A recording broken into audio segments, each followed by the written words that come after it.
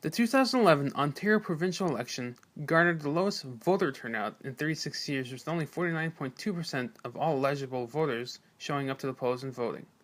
Among Canadians between the ages of 18 and 24, it was even worse. Turnout was a dismal 38%. We talked to Samara research analyst Laura Antony to get some clarity on why this is happening.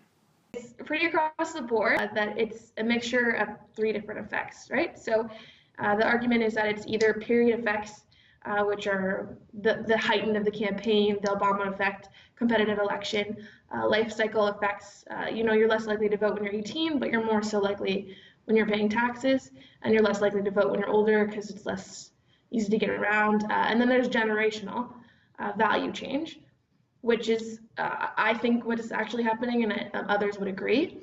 And it's the idea that youth in particular are less likely to ascribe to the belief that voting is a moral obligation.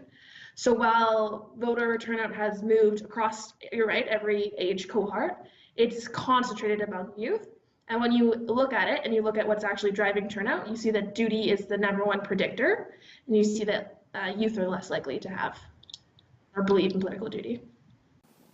According to Stats Canada, 30% of people between the ages of 18 and 24 cited not interested as the reason they didn't vote in the last federal election. Here in Ottawa, the Forum for Young Canadians organization is working to get youth deep inside Canadian politics and public affairs to show them that their voice can make an impact now. So basically what we do is we do travel around to a bunch of different government agencies, and we learn about what they do, not just from the perspective of a teacher, but from the perspective of the people that work in the government that are doing it every day.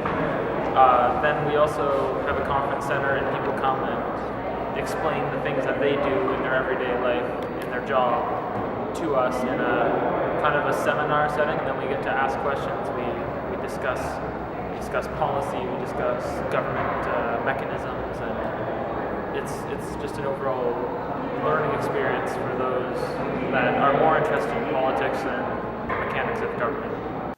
For the Algonquin Times, I'm Anthony Joseph.